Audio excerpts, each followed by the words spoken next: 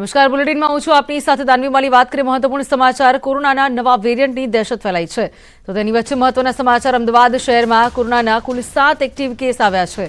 છેલ્લા એક સપ્તાહમાં શહેરમાં કોરોનાના 7 નવા કેસ નોંધાયા છે। કોરોનાના કેસને પગલે આરોગ્ય વિભાગ હરકતમાં આવ્યું છે, તો 15 વર્ષથી 60 વર્ષના નાગરિકોનો સમાવેશ કરાયો છે। કુલ 7માંથી 5 કોરોનાગ્રસ્તો વિદેશથી પરત ફર્યા હતા, તો દર્દીઓના જીનોમ સિક્વન્સનું નિરીક્ષણ શરૂ કરાયું। તો આ તરફ હોમ આઇસોલેશન તમામ દર્દીઓ કરાયા છે। ઓસ્ટ્રેલિયા, સિંગાપુર અને યુકેથી આ દર્દીઓ આવ્યા હતા। કોઈ પોઝિટિવ પેશન્ટ કોવિડના આવશે, આઈધર એ પ્રાઇવેટ લેબોરેટરીમાંથી આવેલા હોય કે ગવર્મેન્ટ સેટઅપમાંથી હોય, આ તમામ પોઝિટિવ વ્યક્તિઓનું જીનોમ સિક્વન્સિંગ થાય તે પ્રકારની પણ વ્યવસ્થા કોર્પોરેશન દ્વારા હાલમાં કરવામાં આવેલી છે।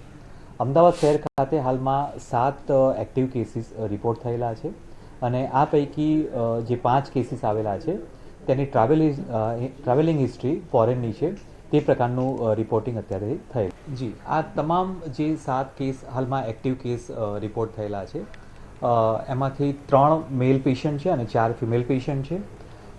મોસ્ટલી પશ્ચિમ વિસ્તારમાંથી આ કેસીસ રિપોર્ટ થયેલા છે અને આ તમામનું જીનોમ સિક્વન્સિંગ થાય તે પ્રકારની વ્યવસ્થા કરવામાં। તો આ અંગે વધુ વાત કરવા મારી સાથે ફોન લાઈન પર પ્રણવ જોડાયા છે। પ્રણવ, ફરી એકવાર કોરોનાની દહેશત સામે આવી રહી છે। 7 કેસ અમદાવાદમાં આવી ચૂક્યા છે, 5 લોકોની વિદેશની હિસ્ટ્રી છે, શું છે વિગતો? ચોક્કસ માની શકાય જે રીતે કેરળની અંદર કોરોનાના કેસીસ નોંધાયા ત્યારબાદ કેન્દ્ર સરકારે પણ ગાઈડલાઈન બહાર પાડી હતી કે જે પણ લોકો વિદેશથી પ્રવાસથી આવી રહ્યા છે તે લોકોના કોરોના ટેસ્ટ કરવામાં આવે। તે અંતર્ગત જ અમદાવાદ શહેરની અંદર 7 નવા કેસ નોંધાયા છે, એટલે આ સૌથી મોટા કોવિડને લઈને જે ચોથી લહેર માની શકાય કે તેની શરૂઆત થઈ ગઈ છે।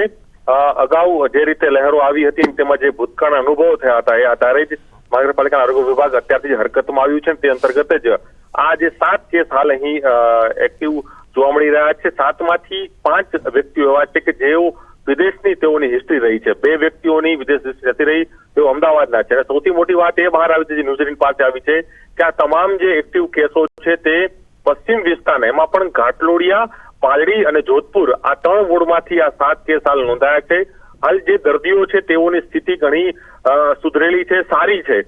કોઈ સિરિયસ કોરોના તેઓ નથી થયો, પરંતુ તેમ છતાં પણ તેઓને એક્ટિવ કેસ હાલ નોંધાઈ રહ્યા છે અને વધુ તપાસ અર્થે આ તમામ 7 વ્યક્તિઓના જે ટેસ્ટ માટે મોકલવામાં આવી રહ્યા છે। આવનારા સમયમાં ખ્યાલ આવશે કે જે નવું વેરિયન્ટ આવ્યું છે કોરોનાનો તે આ વેરિયન્ટ છે કે નથી, પરંતુ ગુજરાતમાં દસ્તક આપી દીધી છે। ગઈકાલે પણ ગાંધીનગરમાં 2 કેસ નોંધાયા હતા જે વિદેશ હિસ્ટ્રી હતી।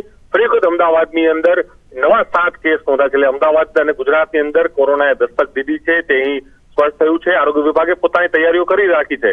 એસવીપી હોસ્પિટલ હોય, જે એએમસીની હોસ્પિટલ છે, ત્યાં 80 બેડ રિઝર્વ કરવામાં આવ્યા છે કોરોનાના દર્દીઓ માટે। એ જ રીતે શારદાબેન હોસ્પિટલ છે, એલજી હોસ્પિટલ છે, એ તમામ હોસ્પિટલોમાં પણ અલગથી જે બેડ છે તે રિઝર્વ કરવાની પ્રક્રિયા શરૂ થઈ ગઈ છે। તો સાથે જ જે પણ અમદાવાદીઓને શંકા લાગે છે કે તેઓને શરદી ખાંસી થઈ રહી છે, તો મહાનગરપાલિકાએ અનુરોધ કર્યો છે કે તમામ લોકોએ જે એએમસીની જે સંચાલિત જે હોસ્પિટલો છે, એસવીપી, એલજી, શારદા, એ તમામ હોસ્પિટલમાં જઈ શકે છે અને ત્યાં કોરોનાનો ટેસ્ટ ફ્રીમાં કરાવી શકે છે। એટલે ચોક્કસ એ માની શકાય ફરી વખત કોરોનાએ અમદાવાદમાં દસ્તક દીધી છે અને કોરોનાને લઈને આ સૌથી મોટા સમાચાર છે કે અમદાવાદમાં છેલ્લા એક સપ્તાહની અંદર 7 એક્ટિવ કેસ હાલ અમદાવાદ શહેરમાં નોંધાયા છે। ચોક્કસથી પ્રણામ, જોડાઈ સમગ્ર માહિતી આપવા બદલ આપનો આભાર।